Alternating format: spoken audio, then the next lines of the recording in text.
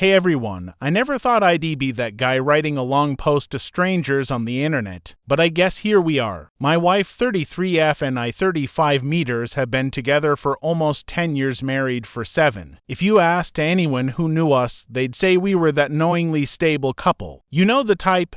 Inside jokes, shared hobbies, always showing up to events together. Honestly, I thought we were solid. Not perfect, no one is but good. About 6 months ago, though, things started feeling off. At first it was little stuff. She suddenly got super protective of her phone. Like, screen turned face down, notifications off, even brought it to the bathroom. We used to share playlists and pics without thinking twice, so it was weird. Then she started going out more. Girls' nights, work events, running errands. I didn't want to be controlling, so I let it slide. But the vibe changed. She laughed less at home, barely wanted to talk. If I asked what was wrong, she'd say I was overthinking everything. Still, I convinced myself it was stress, work, maybe some personal burnout. I kept trying to be supportive, cook more, plan little date nights. But her answers got shorter, her patience thinner, and she started sleeping on the far edge of the bed. I told myself every marriage hits rough patches. I had no idea what was actually coming. The moment that really made something in my brain switch from give her space to something's wrong happened on a random Wednesday night. She said she had a late meeting and wouldn't be home until round 9. Fine. I was bored and decided to grab takeout from her favorite Thai place so we could eat. When she got back, I figured it might be a nice surprise, maybe break whatever weird tension had been going on. She texted me at 7:40 saying the meeting was running long. Except when I drove past her office building, the parking lot was completely empty. Lights off. Total ghost town. I tried not to panic. I parked for a second and called her. She didn't pick up. Called again, straight to voicemail. I texted asking if she was okay. 5 minutes later, she suddenly replied, "In the restroom, can't talk." Except if she was in the restroom, why did the call go straight to voicemail like her phone was off? That's when my stomach dropped. I sat in the car staring at the building, telling myself there had to be an explanation. Some off-site meeting, carpooling with co-workers, whatever. Anything but the obvious. She got home just before 10. Hair a little messy, makeup smudged, and she was wearing perfume she doesn't even like. When I asked how work was, she just said, "Exhausting. Can we not talk right now?" Then she went straight to take a shower. That night, for the first time in our marriage, I had trouble sleeping next to her. A week later, the universe basically shoved the truth in my face. She asked me to move her car from the driveway because our neighbor needed space to unload a delivery. She tossed me her keys without thinking. When I got into the driver's seat, her phone was sitting in the cup holder, screen lit up with a notification. I swear I wasn't trying to snoop. It was just there. A text popped up from a contact named Maya.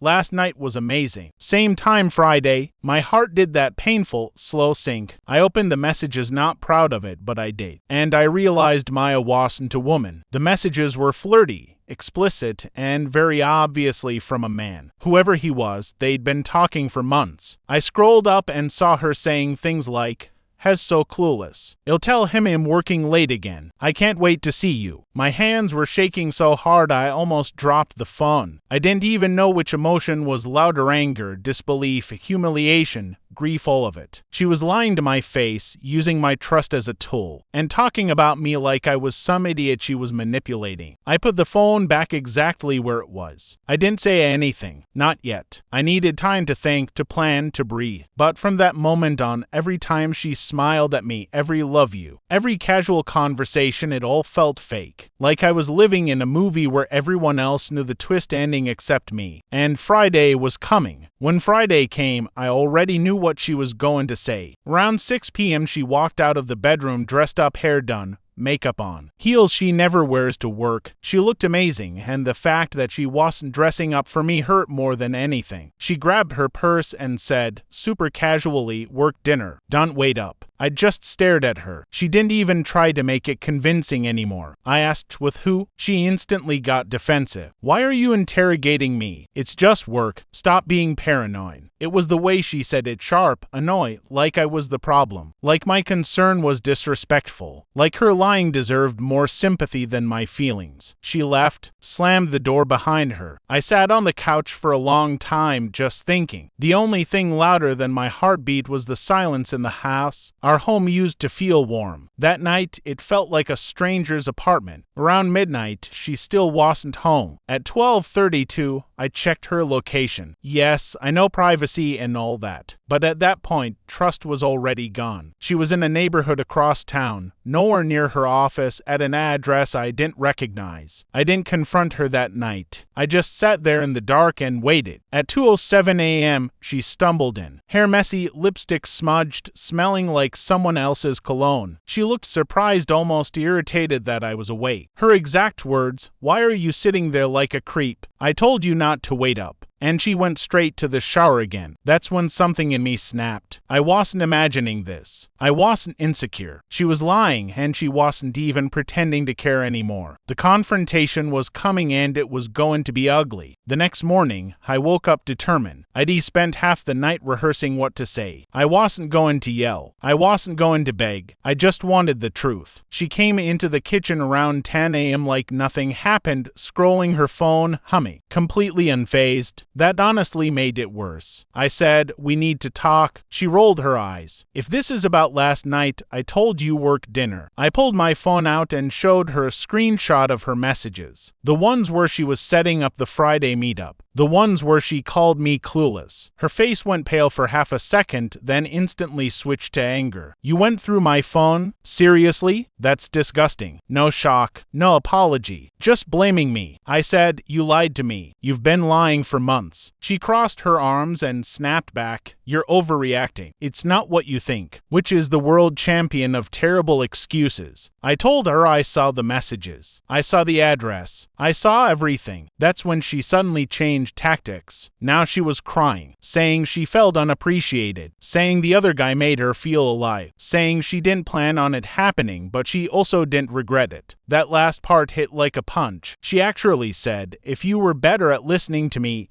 maybe I wouldn't have needed someone else." I've been insulted before, who hasn't, but hearing the person you married blame you for their betrayal is a different kind of pain. It's like she needed me to be the villain so she didn't have to see herself clearly. And just when I thought it couldn't get worse, it did. She told me she wasn't going to end things with him. That was the moment I realized the marriage I thought I had didn't exist anymore. I thought I was prepared for anything in that conversation: anger, denial, maybe even regret. But I wasn't prepared for what she said next. Still wiping fake tears, she goes, "I'm tired of feeling trapped. I finally feel happy and am not giving that up. You'll just have to deal with it." I actually laughed for a second because it sounded so unreal. Deal with it? Like her having an affair was just a new hobby I was supposed to support. I asked if she wanted a divorce. She said no. Not because she loved me or wanted to fix things, but because she liked the stability. You're good for bills, for the house, for the routine. Has good for the excitement. She wanted both. I couldn't even respond. My body just felt numb. You hear stories about affairs and imagine anger shouting, broken furniture, but real betrayal feels quiet, heavy, like the room is shrinking around you. I told her I needed space and walked out of the house. I didn't slam the door, didn't curse, didn't cry. I just grabbed my keys and left. I drove around for hours. No music, no destination, just me and that hollow feeling in my chest. I couldn't believe that the person I loved, the person I planned my whole life with, was capable of being this cold, this detached, this selfish. That was the night I realized something.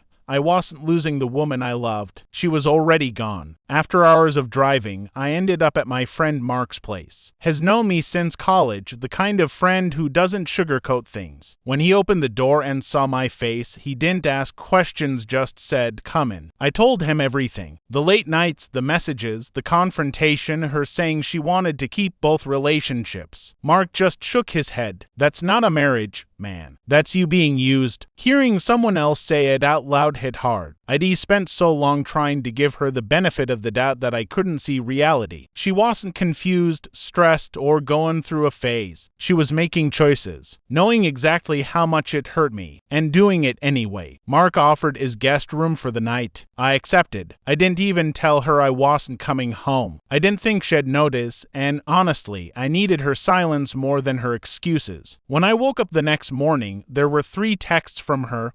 Where are you? We need to talk. You're being dramatic. That last one told me everything about how she saw the situation. I stared at my phone for a while and didn't reply. For the first time since this started, I had the power to not respond, and it felt strangely peaceful. I went home later that afternoon not to reconcile, but to get clothes, my laptop, and whatever else I needed. I walked in with a duffel bag and zero intention of arguing. She was waiting in the kitchen, arms crossed, tapping her foot like I was the one who had done something wrong. The first thing she said wasn't, "Are you okay?" or "Can we talk?" It was, "So you're just gonna run away and act like a victim?" I told her calmly, "I'm leaving for a while. I need space." She scoffed, "Oh please, you're not actually going anywhere. You always forgive me." That hit harder than I expected because it meant she'd gotten used to crossing lines and counting on me to stay. I started packing while she trailed behind me, getting angrier by the minute. Suddenly her tone changed from annoyed to panicked. "Wait, are you serious? You're actually leaving?" I said yes. That's when she snapped. She started yelling, accusing me of abandoning the marriage, saying I was overreacting to something that wasn't even physical, even though her messages literally said otherwise. Then, out of nowhere, she grabbed my phone and tried to slam it on the floor. I stopped her, took it back, and said, "This conversation is over." She followed me to the door, still shouting, still blaming me, still refusing to admit she did anything wrong. Her last words as I walked out were, "Fine. Go. You'll be back. You always come back." But for the first time in years, I didn't look back. I shut the door and let the silence swallow her words. Driving away felt different this time, not like running, but like finally waking up. For the next 3 days, I stayed at Mark's. I didn't call her. I didn't answer her messages. I didn't check up on her. And something surprising happened. My brain finally had room to breathe. No arguing, no guilt trips, no walking on eggshells, just quiet. She sent a few texts at first. "Are you done with your little bray? We should talk like adults. You can't just ignore your why." I didn't respond. Then the tone changed. "Fine. If you want a divorce, just say it. So you're leaving me for good? Wow. After everything I did for you." I realized she wasn't actually apologizing or taking responsibility. She was just upset that she wasn't in control of the situation anymore. That silence between us taught me something huge. Sometimes the person you love becomes the loudest source of pain in your life, and the only way to think clearly is to step away from the noise. By the third night, she sent one last message: "Do whatever you want." And for the first time, it felt like I actually could. I spent those days thinking intensely about what I wanted, not what she wanted, not what our families expected, not what looked normal, just me, when I really sat with it. The answer became painfully simple.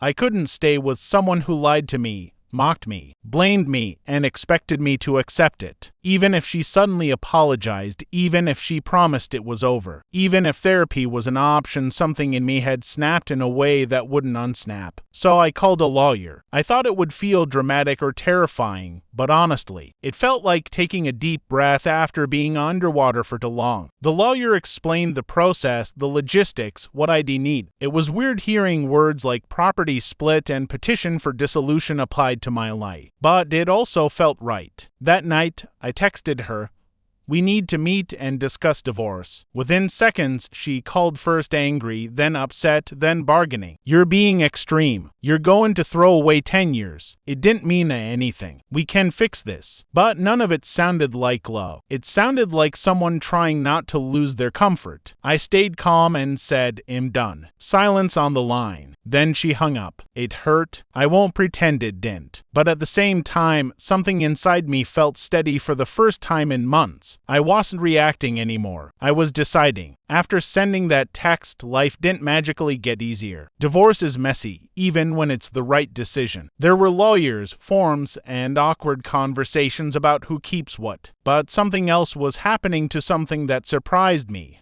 I started feeling lighter. I went back to my apartment, alone for the first time in years. No arguments, no lies, no pretending. I could make decisions without fear of her sneaking around or undermining me. I cooked for myself, cleaned the way I wanted, and even played music as loud as I liked. Small things, but they felt like freedom. Friends noticed it too. Mark and a few others invited me out. I started running again, a hobby I'd abandoned years ago. I even laughed at stupid jokes I remembered loving before marriage. It wasn't happiness yet, not fully, but it was something real, something I could build on. I realized the betrayal had taken more from me than I initially thought, my confidence, my trust in people, even my sense of self. But now, step by step, I was reclaiming it. I wasn't ready to forgive her, and I wasn't going to. But I was starting to forgive myself for not seeing it sooner, for believing her excuses, for staying when I should have left. The hardest part, knowing I'd never see her the same way again. But that clarity, painful as it was, became my anchor. Even with the divorce in motion, the emotional roller coaster didn't stop. Some days I'd feel angry, like my chest was tight and my hands wanted to throw something. Other days I'd feel completely empty, like a part of me had been erased. The worst moments were the little reminders: her favorite mug still on the counter, our playlist popping up on Spotify, even the smell of her perfume in a coat I hadn't packed. Each one was a punch I hadn't expected. I cried more than I thought I would. Not the dramatic, movie-style crying, but the quiet, alone in my apartment kind. The kind that sneaks up when you're brushing your teeth or making coffee, and suddenly the betrayal hits you all over again. But somewhere in that pain, I started noticing patterns. I noticed that her constant lying wasn't about me personally, it was about her and her choices. I noticed that my sadness and anger were mine, and mine alone. Nobody could take them away or fix them for me. It was exhausting, but it was also empowering. I was feeling everything fully, without censoring myself to keep her comfortable. And for the first time, I realized that's how I would heal.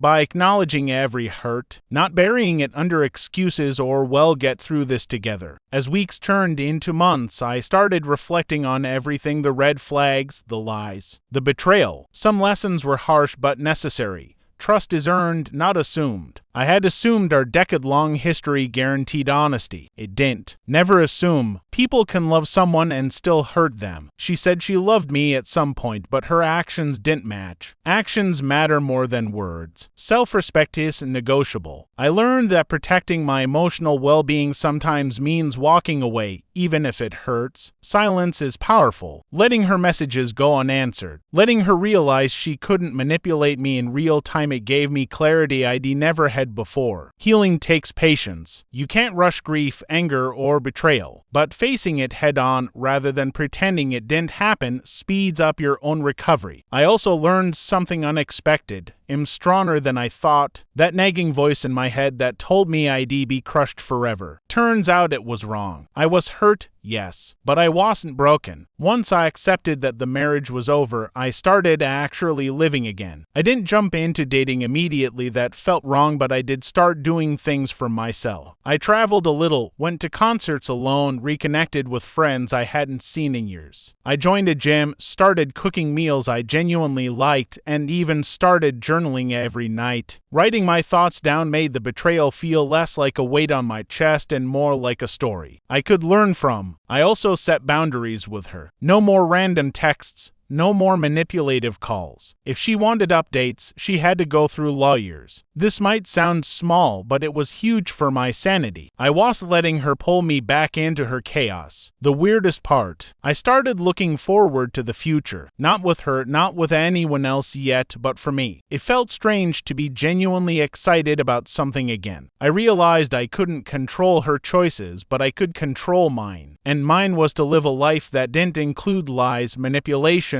or emotional abuse. Looking back, this experience was devastating but also clarifying. I lost someone I thought I knew, but I gained myself back. I learned that love alone isn't enough to sustain a relationship. Trust, respect, and accountability are non-negotiable. Without them, it's just a fragile illusion. I also learned that walking away isn't weakness. It's courage. Leaving wasn't easy, I won't sugarcoat that, but staying would have cost me even more. My self-respect, my peace of mind, and probably my sanity. For anyone going through something similar, here's what I'd say.